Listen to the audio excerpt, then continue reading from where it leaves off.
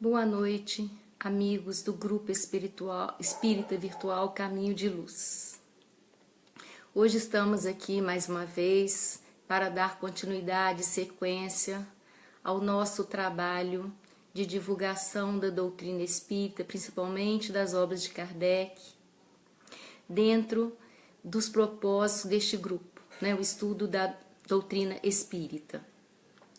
E eu vou fazer um pequeno comentário aqui de um caso que muito curto, só para passar um significado para nós. Uma criança pega uma mexerica no pé e, tendo a dificuldade de iniciar a descascar, chega para o pai e pede: Pai, começa o começo? E assim eu acho que devemos iniciar hoje o nosso estudo, pedindo ao Pai que nos auxilie no início dessa nossa tarefa, um modo diferente de divulgar a doutrina espírita, que nós estamos acostumados a trabalhar nas casas espíritas, que nós possamos aqui fazer uma bela sementeira, porque nós nunca precisamos tanto da boa palavra, como também do bom silêncio, do bom exemplo.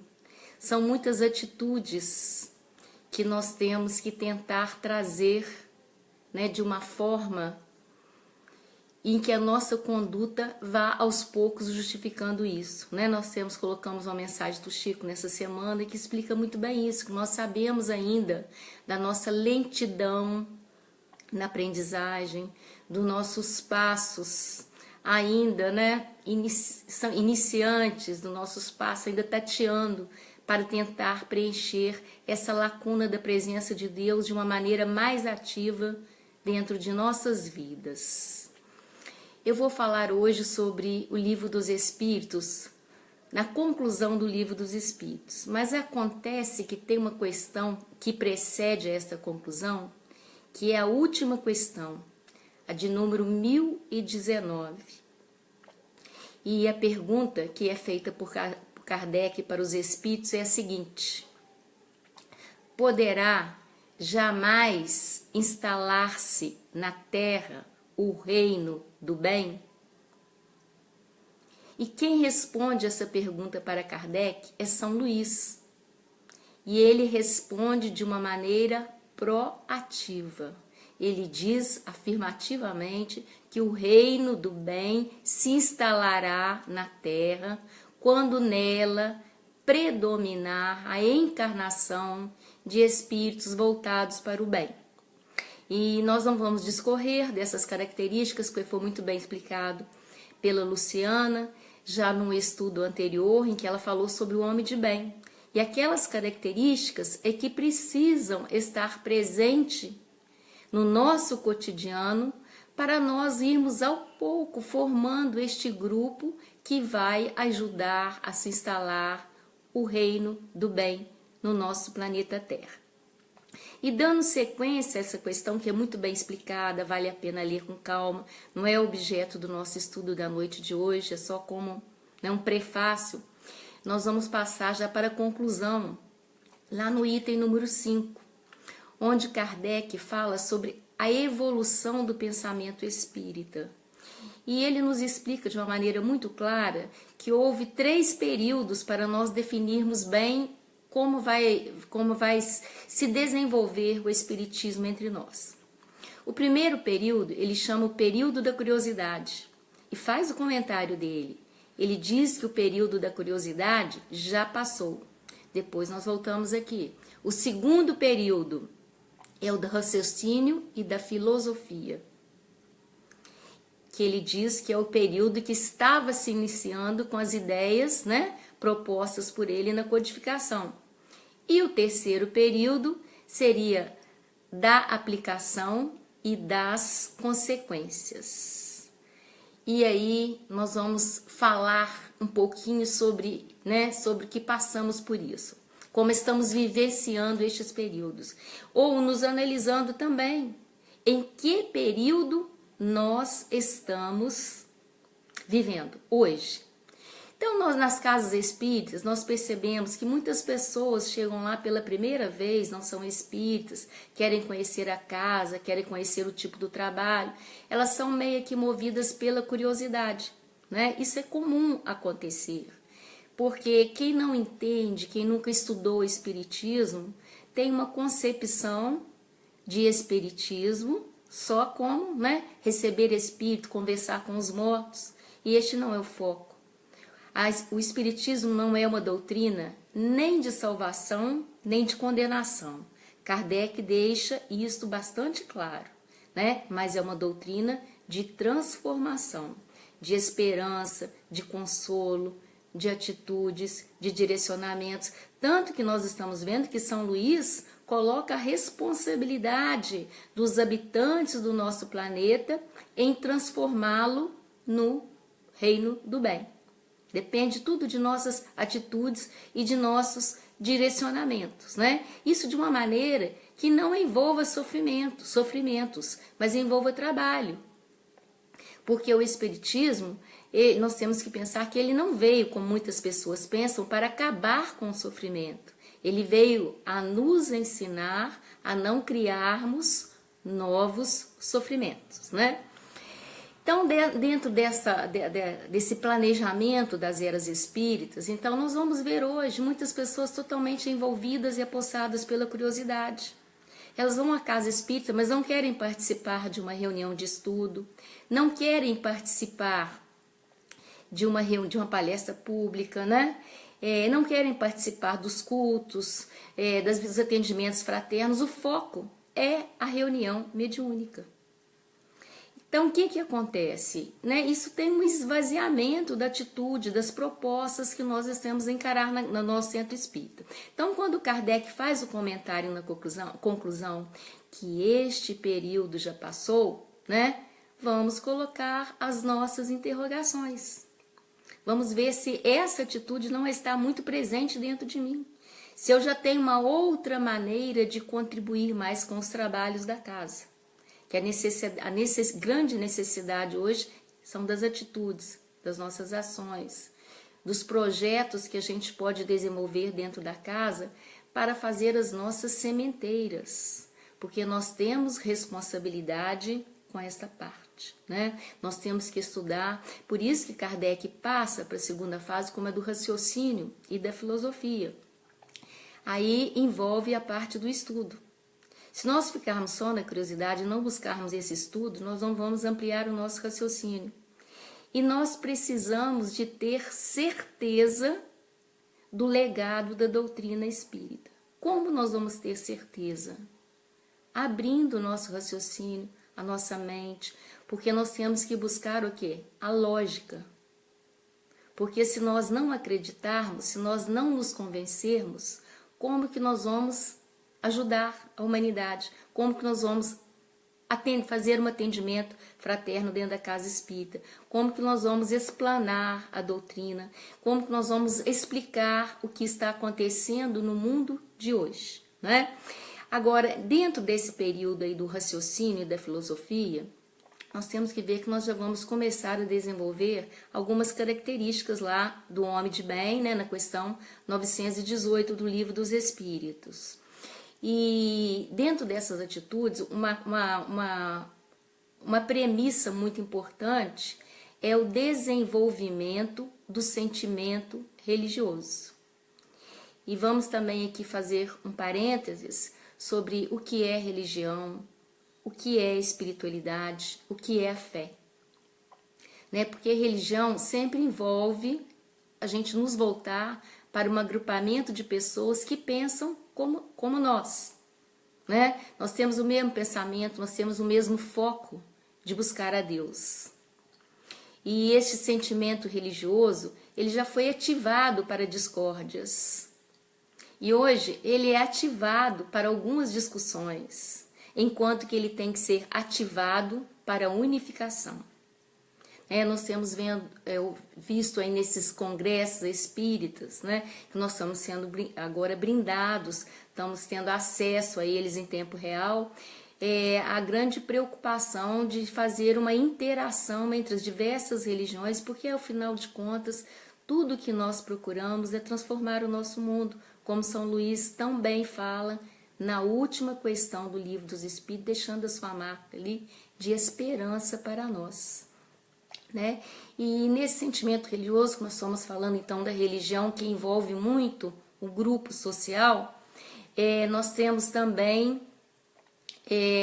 a religiosidade, falando da religiosidade. Agora nós vamos falar da espiritualidade. A espiritualidade é uma situação entre nós e Deus, né? Aí é uma relação que já sai do grupo social. Nós que vamos desenvolver essa religiosidade dentro de nós. E partimos também para a fé. Fé é um convívio conosco mesmo. São as nossas verdades internas, são as nossas crenças, é aquilo que eu já consegui plantar e desenvolver dentro de mim. Envolve a consciência, envolve o meu raciocínio da presença de Deus dentro de mim, né? Como ele fala que o reino de Deus está dentro de nós. Então eu já ter consciência de que eu fui criada à imagem e semelhança de Deus e que eu consigo acionar esse Deus para me socorrer nos meus momentos de fraqueza.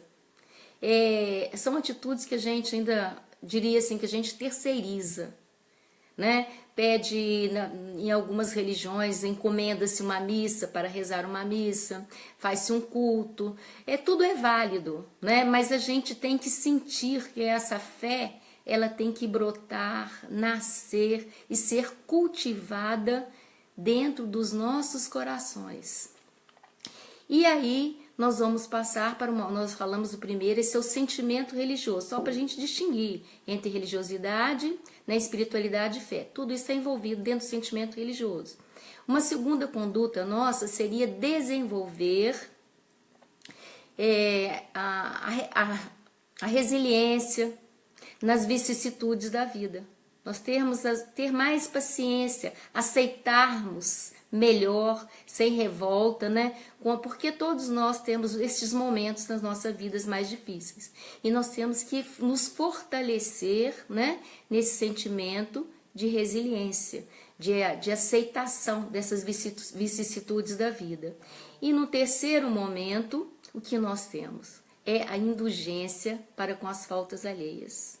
Olha, quando nós começarmos a desenvolver esse sentimento religioso, aceitar as vicissitudes da vida e ter indulgência com os erros alheios, aí nós estaremos entrando naquela terceira etapa, naquele terceiro período que Kardec classifica como o período da aplicação e das consequências, né? Então nós já vamos chegar naquele famoso BIP, né? Que é a benevolência, a indulgência e o perdão das ofensas. Nós temos consciência da dificuldade dessa caminhada. Vamos nos voltar para o relacionamento, aonde surgem, são os nossos testes, são os nossos campos de provas. Dentro do nosso lar, a gente consegue, né, ter benevolência, indulgência, perdão das ofensas. Nós conseguimos isso dentro do nosso lar, na nossa família, né? A primeira prova são as nossas atitudes, são mostradas ali.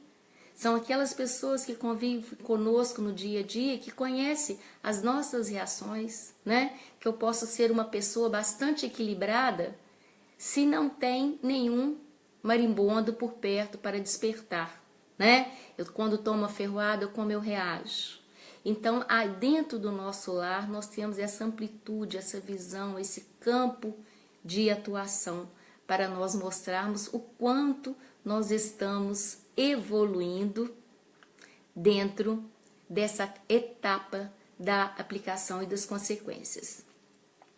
E vamos aqui chegar ao conceito de como divulgar a doutrina espírita dentro de cada etapa dessa que Kardec classificou.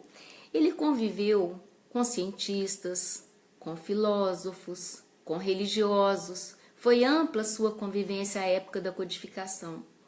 E ele mostra para nós que nós podemos, né, hoje, estar fazendo isso. Nós vemos que muitas pessoas, muitos palestrantes, focam muito em temas científicos dentro da doutrina espírita. Tem uma preocupação muito grande de provar, né?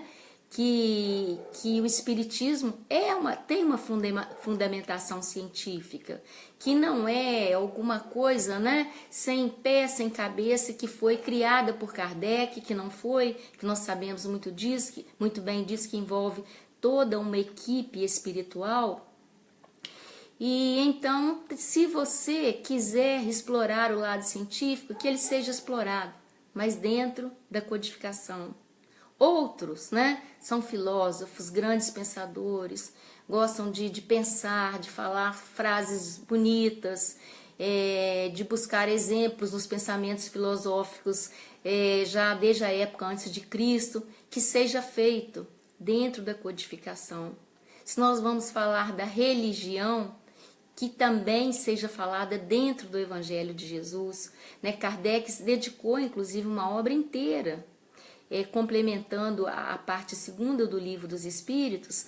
Ele fez uma parte inteira, aliás, a parte terceira das leis morais, voltada totalmente para o ensino do Evangelho, como ele deve ser conduzido e interpretado para nós implantarmos este reino do bem.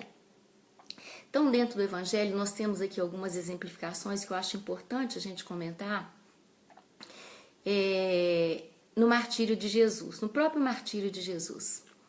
Quando ele já estava lá na cruz para a crucificação, nós sabemos muito bem, muito bem narrado por Humberto de Campos, e naquele capítulo que fala da oração do horto, que Jesus sabia que estava chegada a hora. Então ele quis ficar mais solitário. Ele leva apenas 3 discípulos dele com ele, né? João, Tiago e Pedro. E ali acontece um momento importante em que Jesus peça a eles que entrem em oração e vigilância. Mas o que aconteceu? A vigilância deles, né? O cansaço, eles tinham caminhado o dia inteiro com o mestre, e eles não sabiam da intensidade e da gravidade daquela noite, da importância daquela noite na vida deles. Então, eles se deixam tomar pelo sono. Então, é mais ou menos para fazer uma conexão com o estado de sonolência, de consciência de sono, que ainda nós nos mantemos frente, né, ao que nós podemos agir dentro das nossas convicções. O que nós podemos implantar no nosso mundo, a diferença que nós podemos fazer nessa plantação, nessa sementeira. E então nós temos aí um diálogo muito importante de Jesus com João, né? Porque João, quando percebe que ele não teve a vigilância, e a gente vai pensar aqui nessa vigilância como alguma coisa que é o relacionamento nosso conosco mesmo, né? Isso é vigilância. É o meu relacionamento comigo, né? Eu sei os pensamentos que me ferem, eu sei as atitudes que eu pratico, as quais eu me arrependo. São todas as ponderações quando a nossa consciência começa a se despertar. Então ali os discípulos, o Humberto de Campos tenta passar ali que aqueles 3 discípulos naquela noite estavam tomados pela consciência de sono. Mas como é isso? Nós já despertamos para a doutrina, mas nós sabemos que nós temos as nossas recaídas. E que elas também são importantes, né? Para servir de trampolim, para nos lançar à frente, buscarmos nos envolvermos em novas ideias. Então ali João percebe que ele não cumpriu o seu papel perante Jesus e ele passa dias, né?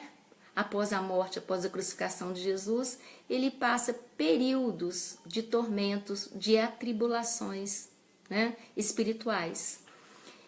E até que Jesus, em sono, aparece para João e diz o seguinte: João, ali também eu quis passar uma lição.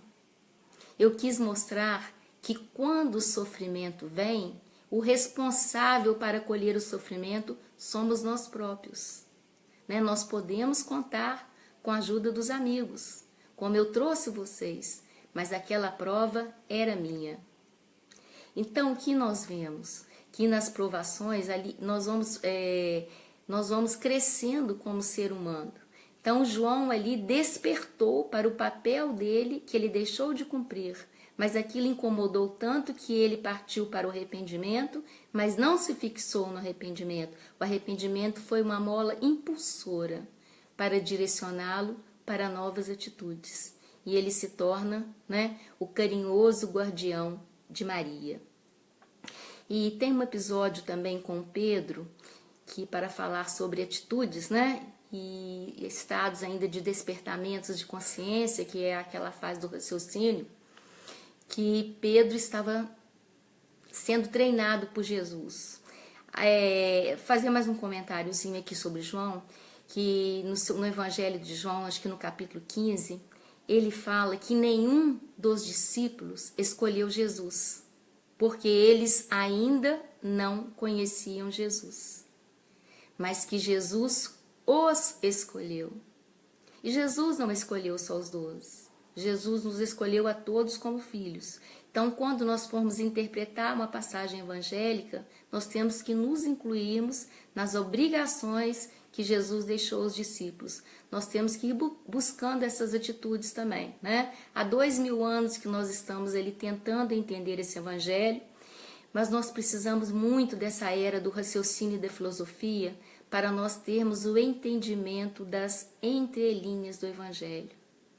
Às vezes, ficar num versículo só, o dia inteiro, meditando, buscando resposta para as nossas dúvidas, né, são estudos que estão fazendo falta na nossa vida. Então, quando Pedro, aí que nós estávamos falando, que ia falar um pouquinho sobre Pedro, quando eles foram contar para Jesus, né, que o que estavam falando dele, eles queriam dar ciência ao mestre, do que eles estavam escutando entre os pescadores, né, as especulações de quem seria Jesus realmente, quando ele começa no seu trabalho de buscar, de pescador de almas. E Pedro fala com Jesus, né, que eles estavam falando, alguns diziam que ele era João Batista, outros diziam que ele era Elias, e Jesus, muito direto nas suas colocações, pergunta: e vocês, e tu, né, o que dizes que eu sou? Aí Pedro fala no impulso, né, que ele é o Filho de Deus.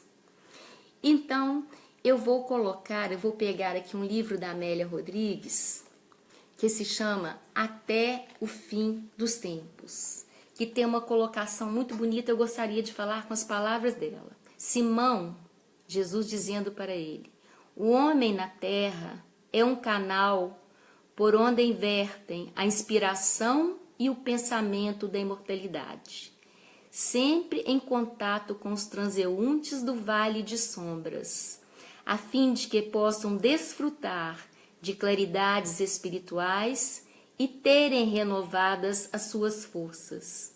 Nem sempre, porém, a onda que envolve o ser é de procedência superior. Quando me identificaste como Messias, meu Pai comandava o teu pensamento e foste instrumento de vida. Por isso, te disse que não havia sido a carne nem o sangue, porque não se tratava de um raciocínio, de uma conclusão do teu cérebro. A revelação te alcançava a mente em sintonia com a verdade e te tornaste intermediário dela. Então, olha que bela colocação que Jesus passa para Pedro, né? E passa para ele, com essa conclusão, uma responsabilidade. Ele fala, né, que sobre Pedro, ele iria lançar as bases da igreja dele. Ele joga essa responsabilidade para Pedro. Por quê? Porque ele percebeu que Pedro conseguia estar em sintonia com o Pai. E era isso que ele estava necessitando, né? Quer dizer, não foi a carne, não foi o sangue, quer dizer, não foi o raciocínio. Então ele queria impulsionar o Pedro para sair daquela segunda era, que é do raciocínio e da filosofia, para a terceira fase, que é a da aplicação e das consequências. Então ele fala: agora você tem que pensar, Pedro. quanto você toma, né, essas atitudes do homem que já viu o pensamento do Senhor, mas não reteve este pensamento. Então, isso é jogar responsabilidade em nós também. Como nós estamos conduzindo a tarefa que nos foi proposta por Jesus. Eu acredito que ele não tenha deixado nenhum filho sem uma tarefa. Né? A área de Jesus não é uma área de desemprego, contrariamente da área material. Jesus sempre procurou, ele identificou quando ele viu Pedro, né, um pescador, quando ele viu a pecadora Maria Madalena, quando ele viu Judas, né, quando ele chamou as pessoas que ele se comunicou, ele não estava vendo ali o que aquelas pessoas eram naquele momento, ele estava vendo o que elas poderiam vir a ser pelo raciocínio, pela filosofia, pela aplicação e pelas consequências, né? Ele enxergou longe. Jesus percebeu qual time que ele poderia montar. E quando ele nos tornou seus filhos, ele acreditou na nossa missão também. Né? Ele acreditou que nós poderíamos produzir muitas coisas na sua seara. Então, Jesus tenta mostrar para Pedro que ao longo da jornada vai ser criado para nós alguns embaraços. Sim, nós vamos ter embaraços, nós vamos ter tropeços.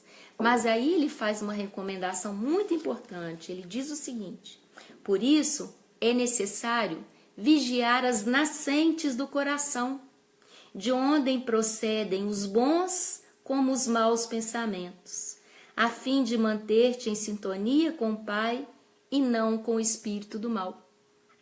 Quando ele passa essa lição para Pedro, ele passa também essa lição para a humanidade. E vamos relembrar um segundo momento de Jesus já na cruz, crucificado, um pouco antes dele dar o seu último suspiro. Né, Jesus lá em processo de grande sofrimento. E neste livro também, Até os Fins do Tempo, da Amélia Rodrigues, porque a gente sabe o quanto ela, né, traz para nós passagens bonitas do Evangelho, comentários, ela, Amélia Rodrigues, Humberto de Campos. Então, para a gente chegar próximo a Jesus por esse sentimento de espiritualidade, né, são ótimos livros de leitura. E então a Amélia Rodrigues narra também que Jesus, estando lá nos seus momentos finais de agonia lá na cruz, que Tomé, bastante escondido, né, porque os apóstolos não queriam se identificar, com medo de ter ali também a sua prova, ainda não se achando preparados para dar o seu testemunho a Jesus. Então Tomé lá com os olhos em lágrimas, assistindo todo aquele sacrifício de Jesus e sabendo que não podia, que ele não tinha força suficiente para estar ali próximo a ele, amparando ele naquele momento, né? Então Tomé olha para Jesus como num pedido mudo de perdão. E Jesus olha para Tomé. Isso é o que? Isso é sintonia, né? Então, quando nós estivermos em sofrimento, nós temos e podemos olhar para o nosso Pai num pedido silencioso, porque a gente sabe o poder das palavras, mas a gente também sabe o poder do silêncio. Mas o silêncio que pensa, o silêncio que move, o silêncio que é proativo, né? Então Tomé, ele olha e Jesus fala, dá um sorriso triste para ele, né? Falando, vocês ainda podem levantar-se, porque após o remorso vem a reparação. E neste momento Tomé, olha, presencia uma cena muito marcante para ele, né? Do lado de Jesus, do lado direito de Jesus estava o ladrão, que é chamado de o bom ladrão, né? Porque na realidade, segundo a Amélia Rodrigues, os dois ladrões, o Diestas e o Dimas, eles trabalhavam juntos. Eles faziam, né, assaltos nos entornos das grandes cidades, assaltando as caravanas. E então são dois ladrões que trabalhavam juntos. E ali também ao pé da cruz, perto de Maria, estava Tamar, mãe do Dimas, e Esther, noiva do Dimas. Todas duas envolvidas naquele clima de sofrimento, até que percebem a mãe de Jesus em sofrimento igual. E pela sintonia, Maria também percebe Tamar e Esther e leva a elas o seu acalento. Quando elas escutam Jesus dizer para Dimas que ainda hoje estaria com ele no reino do bem. Por quê? Porque aconteceu ali o arrependimento. E o primeiro passo depois do arrependimento é a reparação. Né? Quando nós estamos numa fase de demolição, nós vamos fazer uma reforma dentro de casa. Quem já fez uma reforma não saindo da casa sabe do que eu estou falando. Né? A gente vê por todos os lados, né? Nos incomodam, que a gente vê pedaços, ruínas por todos os lados. Mas essa fase é necessário para que se construa o novo. Agora, nós temos que ter essa transformação. Porque eu comecei falando sobre a questão em 1019, né, que São Luís responde que a transformação do mundo se dará pela implantação do reino do bem, que será feita pelos homens que tiverem essas posturas, do raciocínio, da filosofia, da aplicabilidade, né? Não ficarmos presos à curiosidade, que nós vamos encontrar de novo dentro da nossa religião. Não vamos buscar coisas novas. Ela está muito bem sedimentada pela estrutura da doutrina de Allan Kardec.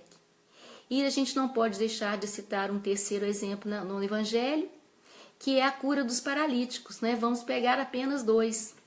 O paralítico de Betsaida e o paralítico de Cafarnaum. São os dois paralíticos, né? Um que estava no poço de Betsaida, o que ele faz? Ali tinha um poço. E naquele poço, as águas, segundo as crenças da época, as águas eram removidas de tempo em tempo. E no momento em que aquelas águas estavam sendo removidas, quem se atirasse primeiro naquele poço seria salvo, seria curado, né?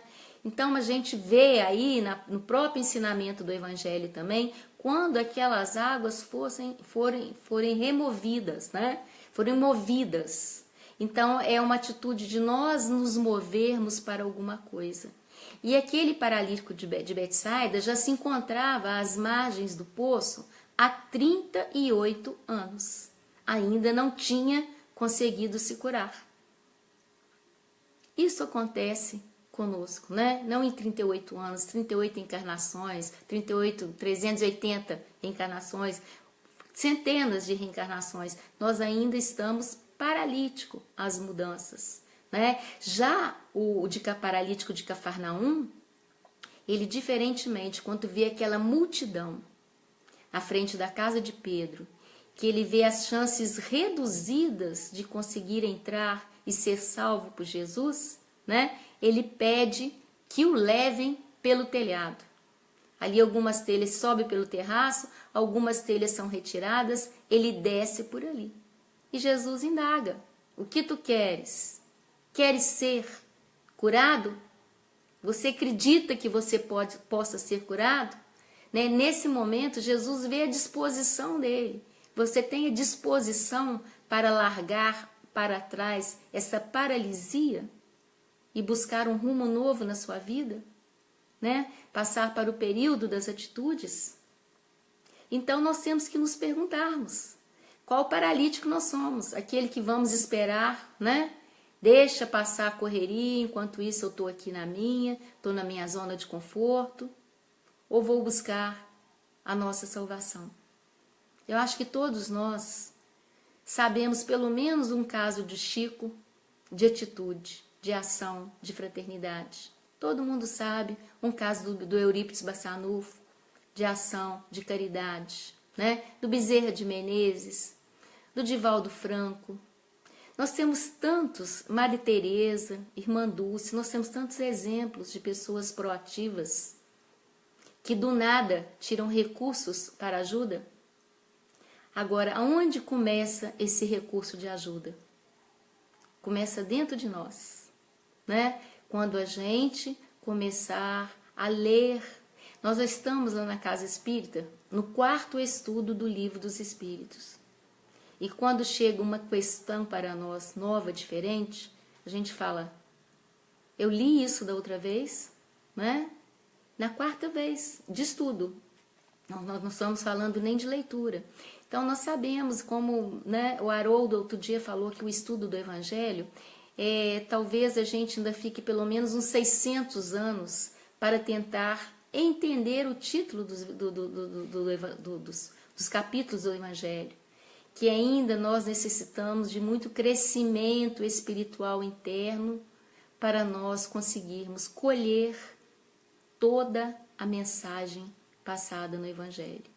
Então vamos pensar, vamos raciocinar como que nós estamos na nossa era, dentro do Espiritismo, como eu estou dentro do centro, né? Se eu só quero ver fenomenologia, se eu quero buscar conhecimento, agora se eu quero buscar, né, para ser um sábio, aí para buscar tipo de conhecimento basta abrir o Google. Se nós ficarmos com este conhecimento armazenado, nós temos potenciais, todos nós, como filhos de Deus, nós temos por herança divina potencial para abordarmos, né, e tratarmos da sua doutrina como ela precisa ser tratada. Usar o seu Evangelho como uma mola propulsora para nós buscarmos um futuro melhor, para nós sermos responsáveis também por este mundo de transformação. E para terminar aqui o nosso estudo, o último parágrafo do Livro dos Espíritos, o último parágrafo, né, nos foi ditado por Santo Agostinho. E o que ele fala para nós? Ele disse assim: jamais os bons espíritos foram os instigadores do mal. Jamais aconselharam ou legitimaram o assassínio e a violência. Jamais estimularam os ódios dos partidos, nem a sede das riquezas e das honras, nem a avidez dos bens da terra. Os que são bons, humanitários e benevolentes para com todos, esses os seus prediletos e prediletos de Jesus, porque seguem a estrada que este lhes indicou para chegarem até ele. Santo Agostinho, né? Que bênção que nós tivemos de ter essas palavras encerrando o Livro dos Espíritos.